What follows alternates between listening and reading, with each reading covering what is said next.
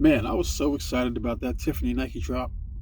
I mean, I was like, yo, we got the culture because we already had the Tiffany Dunks. They weren't, officially affiliated or anything, but it had that feel. And it was like, oh, Tiffany box drop? Cool. Saw the shoe. I said, why is that all that you did? I mean, damn, the accessories are better than. You know what? That's not even quite the point. Even though you could call this a hot take, and I have a hot take coming up, but back on course. Talk about the culture thing another time, but we will get there. Trust me.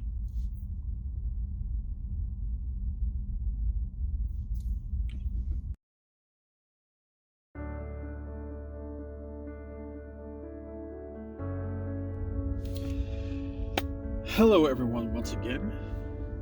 Welcome back to the Why in Strategy. My name is Gary J. Nix, your favorite brand strategist. And today I'm here because this subject just keeps seeming to come up, and it's about brand ownership. And not from a financial or transactional point of view here, but who really owns your brand? You know, back in the days where the gospel was the product is a hero, of course, that's when companies would say that it belongs to them.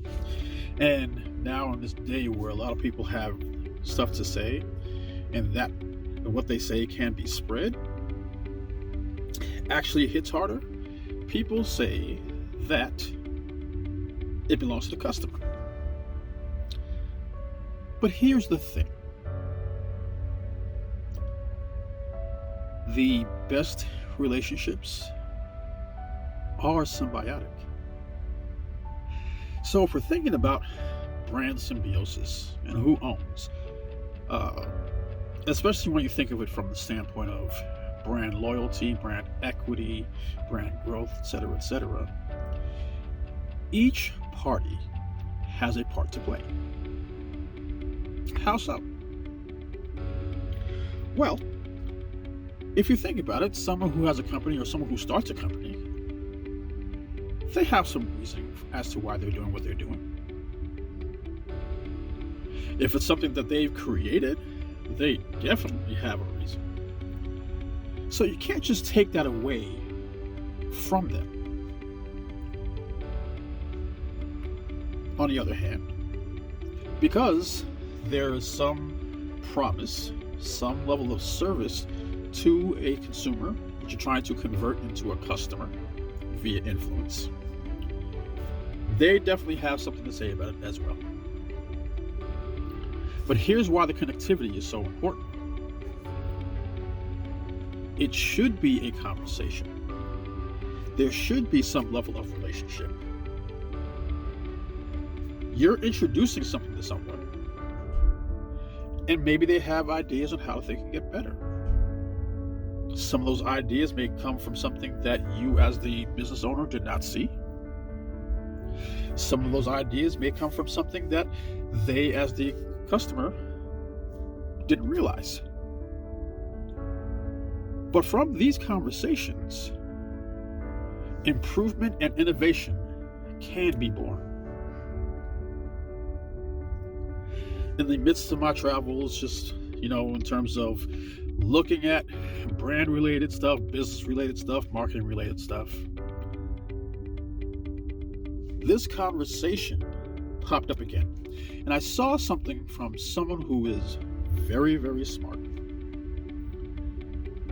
I'm connected with this woman on LinkedIn. Her name is Whitney Dunlap-Fowler.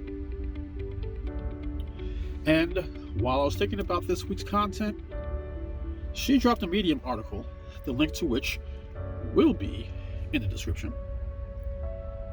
because she said something that perfectly summarized what I was thinking.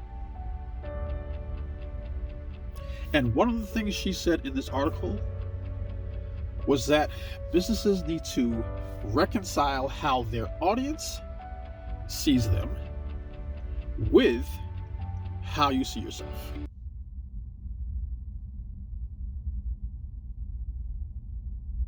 I'm just going to let that sit for a while, because that's the beginning of it all. And this is something that you should constantly do. You should constantly revisit. But that reconciliation is where you can have the best product or service possible,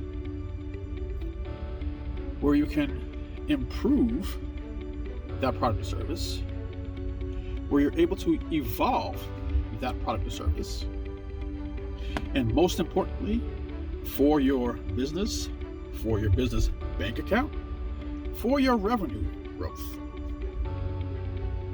It's the place where you can connect your customer with your business in a real way, if you do it correctly. Now, why is this under hot takes? Because a lot of people usually fall on one side of the argument or other. And there's a lot of people who are falling on the side for the customer. And once again, like I said before, I get it. They have to buy in. You can't remove their agency. That's why we can't make people buy stuff. With that said, we should not be removing the agency of the people who really care about this brand that they're helping to create and grow either. It's part of our overall postulate of and, because entirely too often we go to or. It doesn't always have to be one thing or the other.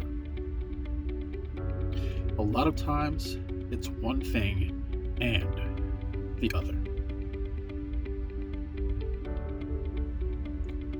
And the Boolean logic that I basically just dropped right there, if you understand how that works, things can be true in the sense of or if only one of those things are right. But with and, both have to be right.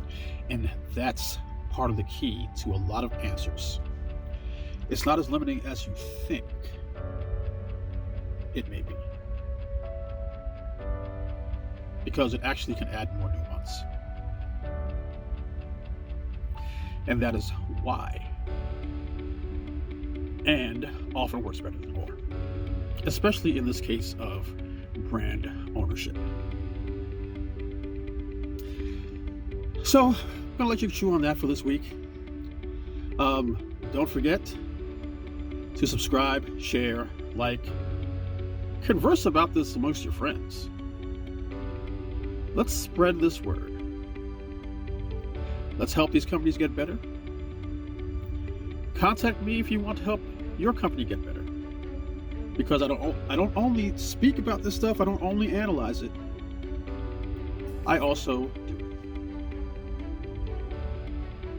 it. So until next time, it's a pleasure speaking with you. I'll catch y'all later.